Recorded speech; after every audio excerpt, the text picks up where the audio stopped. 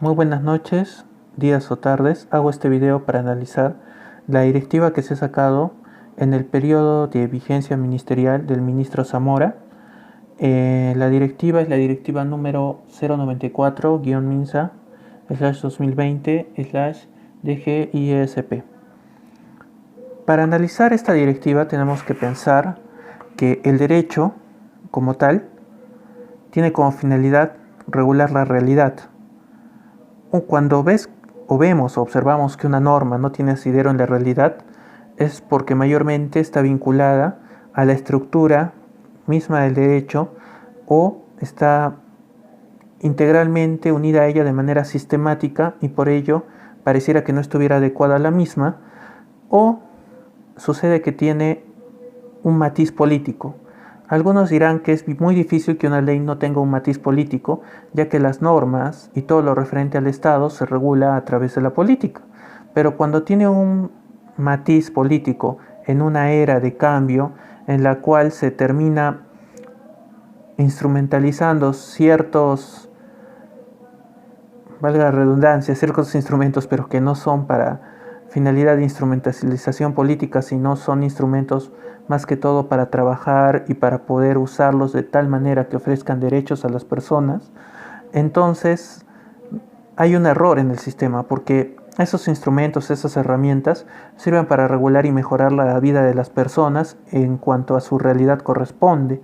No sirven para fines puramente políticos o fines que les sean conveniente a un determinado sector o a un determinado pensamiento. De lo contrario, estaríamos afirmando que pensamientos como el nazi, por ejemplo, o pensamientos tan extremistas como el de la República Socialista Soviética, o pensamientos como el apartheid norteamericano, ¿no?, o el Ku Klux Klan serían válidos, porque sería válido utilizar las leyes como una herramienta para favorecer estos pensamientos. Y no, las leyes no sirven para favorecer ideologías de ninguna naturaleza, ni ideologías identitarias, ni ideologías que favorezcan a un determinado grupo. Y también me refiero a grupos religiosos. No debería haber leyes que favorezcan ningún grupo religioso sobre el otro. Yo no estoy de acuerdo con la perspectiva laica de que todos deberían tener los mismos derechos, ¿no? Ahora, ¿por qué hago esta introducción? Porque cuando observamos la norma, observamos que la norma señala lo siguiente. En el numeral 6.2.15 se nos señala 6.3.14 se nos señala literalmente lo siguiente: valorar finalizar el embarazo en cualquier momento, en caso que se encuentre en riesgo la vida de la gestante infectada por COVID-19. Analicemos esto de manera literal.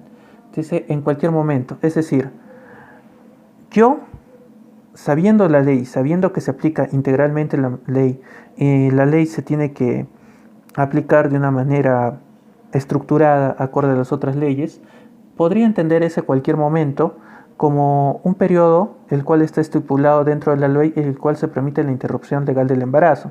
Pero ¿qué es lo que pasa? No todas las personas tienen el conocimiento jurídico, y con esto no busco insultar a nadie, o pueden hacer una mala interpretación de esta ley e incluso llegar a cometer un acto horrible, ¿no?, y que esté fuera de todo determinante de la ley, al generarse una incertidumbre respecto al momento. Acá observamos un error de redacción gigantesco, que espero que haya sido un error y no haya sido, digamos, puesto simplemente por tener un matiz ideológico muy marcado en la persona que escribió dicha ley y que le originó una falta de neutralidad y parcialidad como la que debe tener un texto legal, ¿no? Después dice lo siguiente: en caso que se encuentre en riesgo la vida de la gestante infectada por COVID-19. Ahora, cabría preguntarnos si dicho riesgo de la gestante infectada por COVID-19 es valedero en nuestro país. O sea, si ese riesgo existe, para empezar. No existe ese riesgo. Como las propias autoridades, doctores y diversas autoridades de salud dijeron en una de sus charlas o en una de sus reuniones, no ha habido esos casos. Entonces, ¿por qué existe una ley que regula algo que no responde a la realidad? Como ya dije, hay dos razones. Es que está en correlación a manera de engranaje con el resto de la ley, y la segunda es que define fines políticos para los cuales no fue creada la ley, ¿no? Que no fue creada como un instrumento para eso, sino como un instrumento para regular la vida de las personas acorde a su realidad, ¿no? Ambas cosas van ligadas. Acá observamos que suceden las dos cosas al mismo tiempo. Uno, si existe una ideología y negarlo sería vivir en una caverna o alejado mucho de la sociedad. Sí existe una ideología y una tendencia claramente marcada de izquierda que lo que ha hecho ha sido introducir el pensamiento de que la interrupción del embarazo, e incluso le ha puesto interrupción, como si el embarazo fuera algo que se pudiera volver a reanudar una vez terminado. Eso es una estupidez y es una idiotez monumental y carece de toda base gramatical y de toda naturaleza crítica, ¿no? El llamar interrupción a ello. Entonces, saltando ese error gramatical que poseen las personas que denominan interrupción a esto, ¿no? Dicen que las personas de izquierda que esto está en base del aborto terapéutico. Para empezar, ese escenario en el cual sería válido un supuesto aborto terapéutico no existe, por lo tanto, ese argumento es inválido y carece de racionalidad, ¿no? Número uno, ¿ya? Entonces, ya vimos que es porque existe una clara tendencia.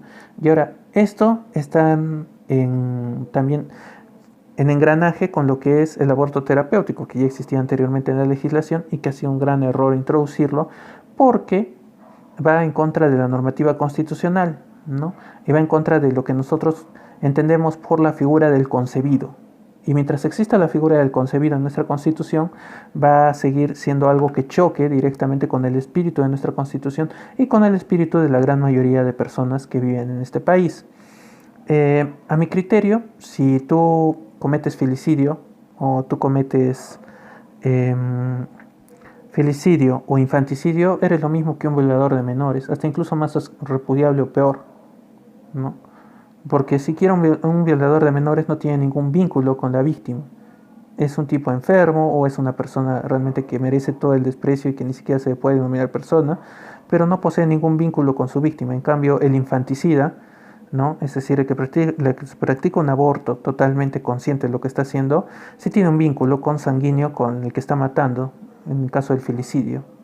Entonces, por lo tanto, eso sería más repudiable que la propia violación de un menor. Ahora, y entonces tendría un grado de culpabilidad mayor y se debería poner una pena aún mayor que a un violador de niños, siguiendo la lógica que se debería seguir, no siendo puramente jurídicamente estricto, ¿no? Con la relación de lo que es la culpabilidad y lo que es el dolo, ¿no? Hay un mayor dolo, claramente hay un mayor dolo en un escenario que en el otro, aunque ambos son igual de repudiables moralmente, ¿no? Ahora, este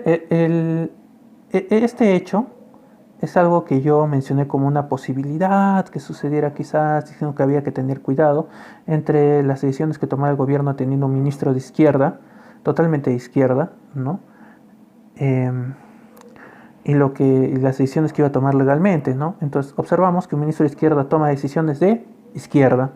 Entonces una de estas decisiones es esta, ¿no? Y no es que yo vea el futuro, ni es que pueda predecir las cosas que van a suceder, sino que simplemente es sentido común, ¿no? Si tú pones a una persona de derecha o una persona que tiene tendencias neoliberales, va a tomar decisiones neoliberales, y si pones a alguien que es izquierda, va a tomar decisiones de izquierda, no va a tomar decisiones de derecha, es lógica simplemente, ¿no? Y ahora estamos sufriendo esta pandemia, que lo que está sirviendo es como una especie de distractor que sirve a la izquierda para poder introducir políticas a las cuales normalmente habría una mayor discusión y movimiento popular. Al estar todos inactivos y en nuestras casas, no podemos hacer este movimiento más que por redes. Entonces se está tomando estas decisiones, ¿no? Pero tenemos que tomar en consideración que nuestros representantes, los congresistas, son personas las cuales tienen el poder para poder hacerle, digamos, contrapeso. Es la teoría de los pesos y contrapesos a las decisiones que está tomando este ministro, ¿no? Entonces, ya es algo totalmente legal, pueden hacer contrapeso estas decisiones a nivel político. Si tomas una decisión política o tomas una perspectiva política revestida de ley, porque disfrazada de ley, porque eso no tiene grado de lo que debería tener como tal, ¿no? Esta directiva, ¿no? Me parece que es una especie de, ¿cómo encontraría la palabra? De chanchullo medio raro, ¿no? En el cual se refugia a la izquierda para tratar de promover sus políticas y las políticas que les son convenientes a ellos, ¿no? Es una tinterillada, ¿no? Entonces, nosotros tenemos un contrapeso a eso. Y así como tenemos poder ejecutivo, tenemos poder legislativo, ¿no? Y para eso existen, para hacerle contrapeso, no para eliminarlo, sino para hacerle contrapeso en las decisiones equivocadas que puede llegar a tomar o que entren en conflicto con la parte constitucional, ¿no? De nuestra normativa. Entonces, creo que podríamos actuar a través de ellos, exigiéndoles la representatividad que les hemos dado, por más poco tiempo que sea, ¿no? El que ellos tengan esa representatividad tienen que cumplir con ella. Y eso sería todo lo que tengo que decir respecto a este problema. Realmente me pareció un problema muy preocupante, me parecieron preocupantes las elecciones que se están tomando al respecto de esta pandemia, y Dios quiera que pase pronto y Dios quiera que la gente entienda que se tiene que quedar en su casa. Bueno, eso es todo. Muchas gracias.